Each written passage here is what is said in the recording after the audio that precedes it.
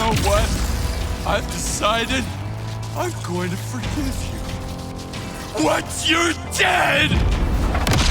You're going to be waiting a long time then. Hello and welcome. This is rooflemonger, my friends. So Powerplex was recently revealed for Invincible VS as your latest character, and I was lucky enough to get some hands-on time with him. And I think it's very fair to say just out of the gate that Powerplex is the game's most mechanically difficult character. Fans of high execution in fighting games, this is your guy. So that said, what is the deal with Powerplex exactly? So on his face, he's almost like the most average character in the game. Like he has a stock projectile, a basic charge forward move, that's okay. And he has like kind of a stock uppercut style move. Like certainly not bad, but like very average by fighting game standards. And of course he can do a bunch of it in the air as well. Fireball and the charge remain the same in the air, although the uppercut then becomes a dive kick style move. And a very aggressive angle at that. But on its face, that's it, that's all. You know, like his movement's not bad. He can wave dash with the best of them. He does also have 8-way air dashes, which is a blessing. So air dash left, right, down, and up, and all the diagonals. So that does help with like just general movement and angles of offense. He's not unique in it, but not every character has it. So it's good for him to have. So what's exactly special about him? Well, look at the projectile again. Something's about to change here.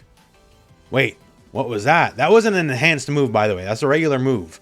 You may notice when he does the move that there's that bit of a spark there, right? And this will be the case for every special move he has, that you'll see a bit of a spark. And when that spark shows up, the timing is different move to move.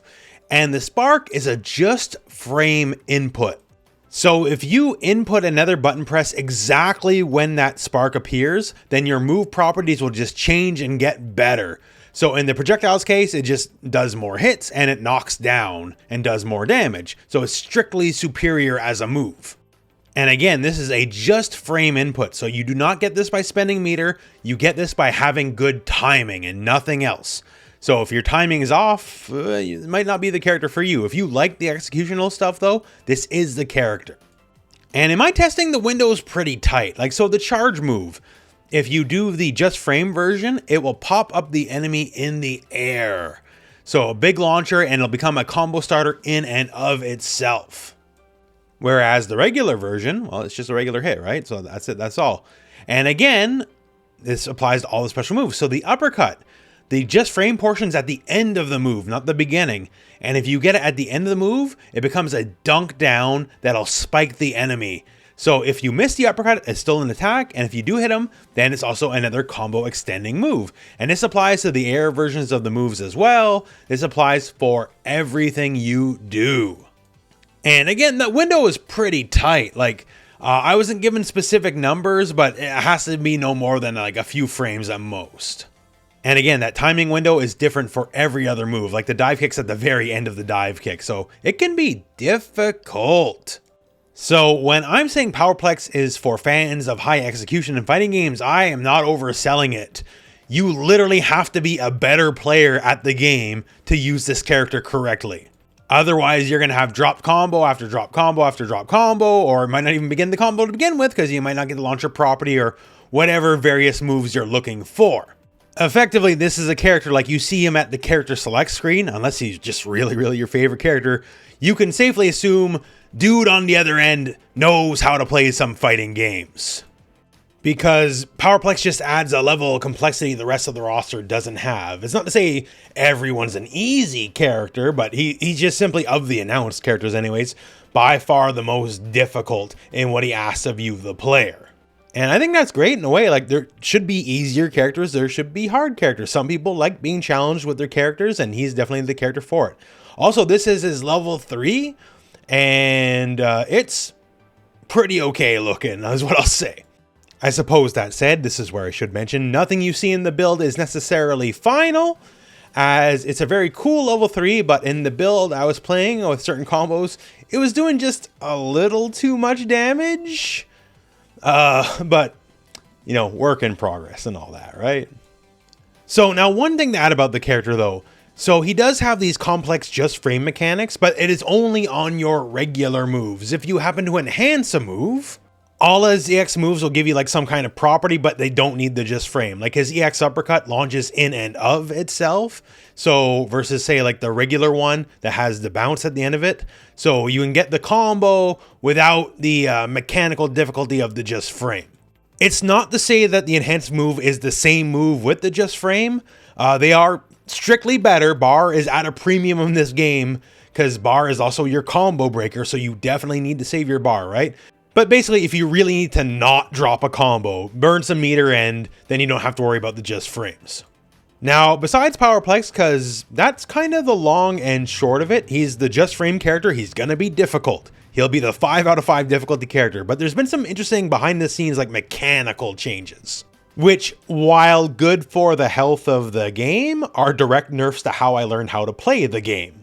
Like, for example, Battle Beast. Everyone has 2 neutral assists, a 4 and a back assist, right? Battle Beast's back assist was armored. And I would abuse that like crazy to start combos, be my neutral, be my everything. And now assists can no longer be armored because that was a little too strong. Because armored assists became a playstyle in and of itself, which maybe was not intentional. Which means I gotta relearn how to play the game. Also, armor in general is just very powerful. And like by design, it is meant to be powerful, but to kind of work around that. So another thing that's been added is EX moves, enhanced moves, now universally break armor. So if you smell armor coming your way, or if you're just very quick on the ball and catch the armor like as it's happening live, then you can do something about it. And just some other small quality of life stuff like universal down heavy attack for like pretty much every character is now better anti-air to kind of keep it in line with other traditional versus games. Because again, this is a hardcore versus game, right?